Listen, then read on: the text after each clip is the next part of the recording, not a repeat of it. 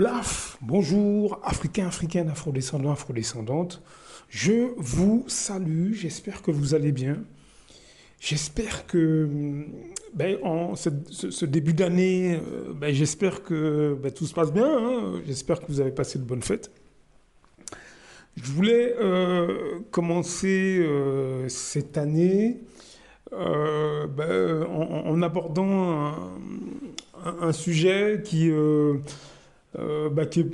fait partie de notre quotidien. Et j'espère que cette année, vous éviterez ces situations. Ce sont les gens frustrés. Alors j'ai titré cet audio «Les gens frustrés aux Antilles», mais c'est plutôt les gens frustrés au sein de nos communautés, de nos pays. Que vous soyez en Afrique, aux Antilles, etc., c'est pareil, hein.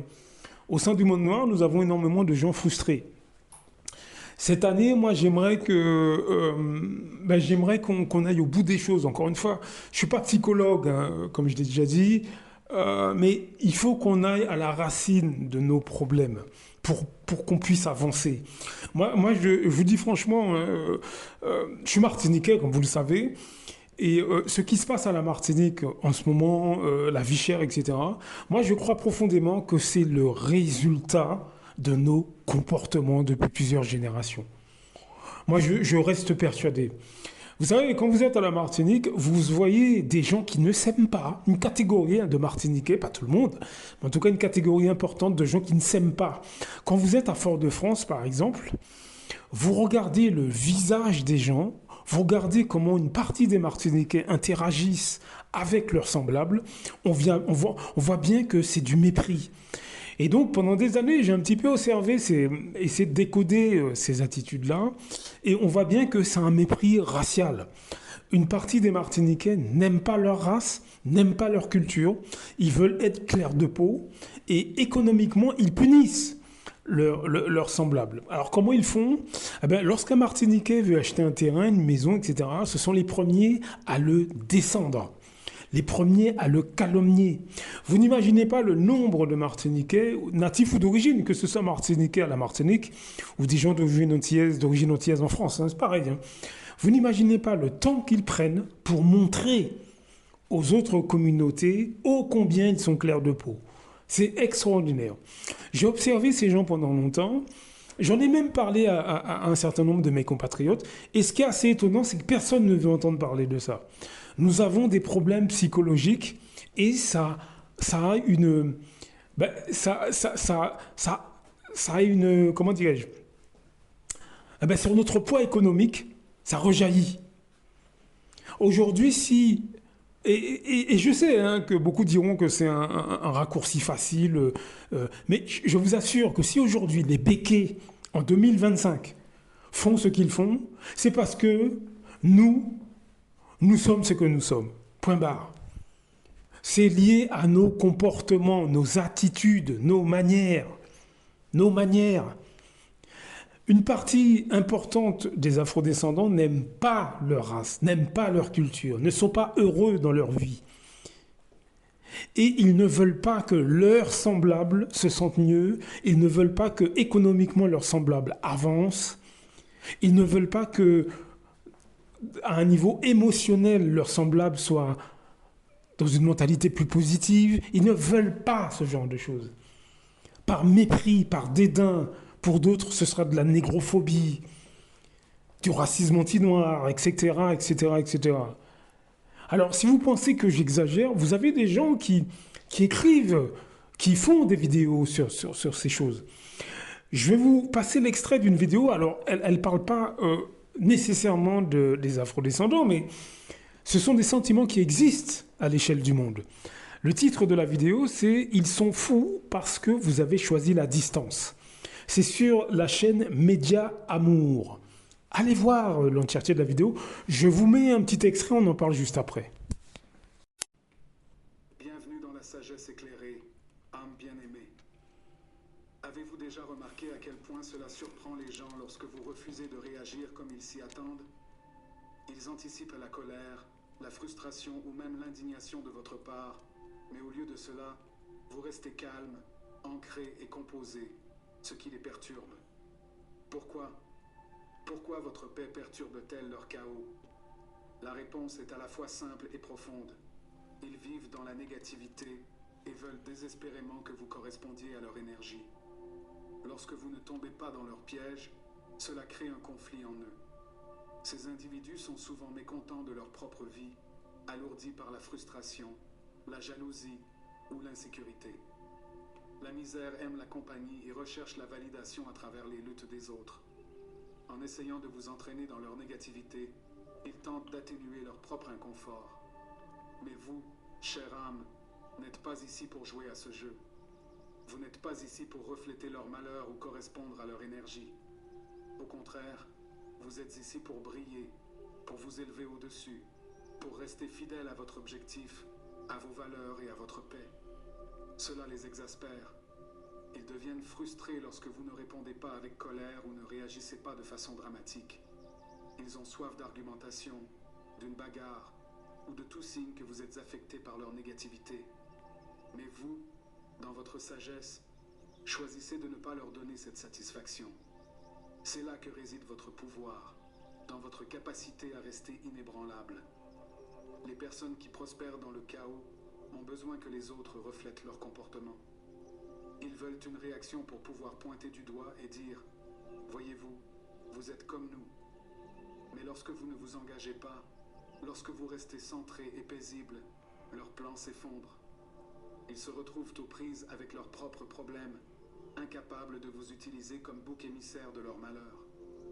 Rappelez-vous que leur négativité n'est pas de votre responsabilité.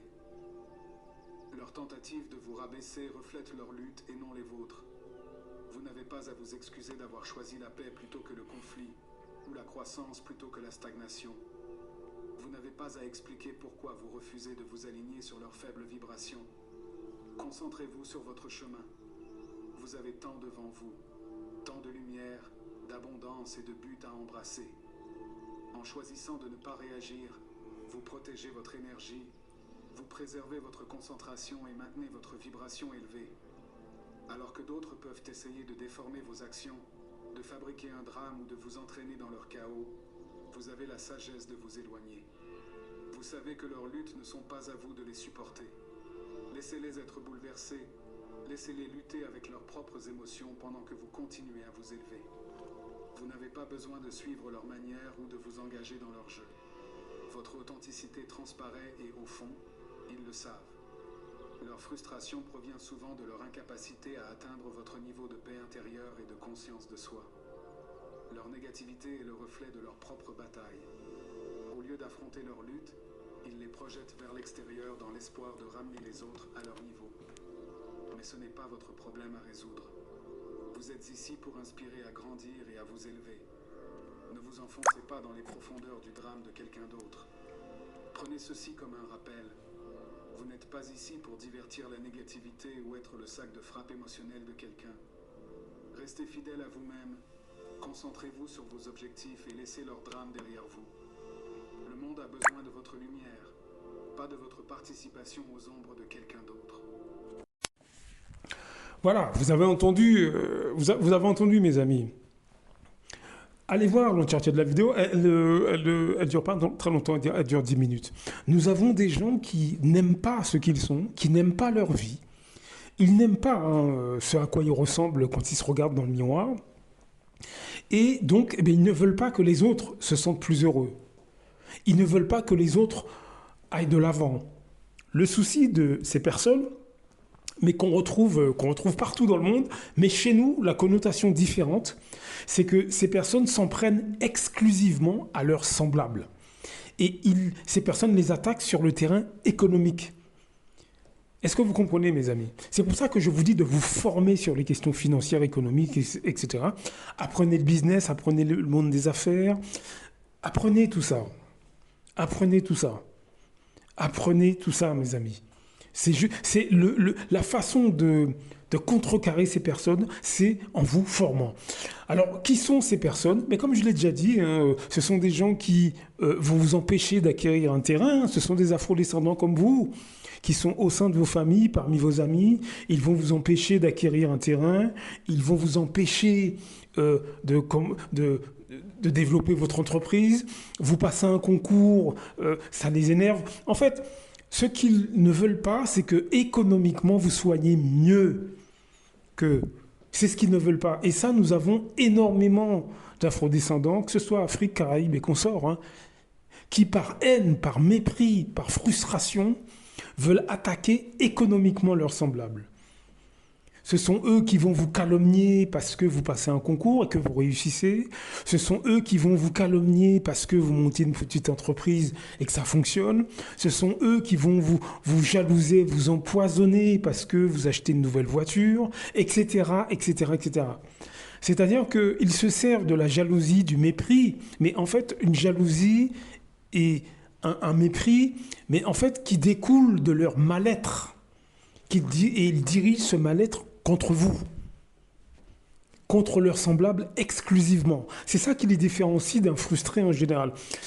Au sein des autres communautés, enfin des autres races, cultures, je ne sais pas comment on appelle tout ça, bon, vous avez des gens frustrés partout à l'échelle du monde. Bon, mais chez nous, comme je l'ai dit dans cet audio, chez nous, ces gens se dirigent exclusivement contre leurs semblables. C'est ça le problème. C'est surtout leurs semblables qu'ils veulent écraser, c'est surtout leurs semblables qu'ils veulent voir dans les pires difficultés par haine, mépris, mais une haine et un mépris d'eux-mêmes. Ils sont dans une vie, si vous voulez, qui ne leur plaît pas, ils sont dans un corps qui ne leur plaît pas, ils sont dans un quotidien qui ne leur plaît pas, et donc ils se retournent contre leurs semblables. Est-ce que vous voyez ce que je veux dire, mes amis ? Est-ce que vous voyez ce que je veux dire? C'est pour ça que le monde noir a beaucoup de mal à avancer.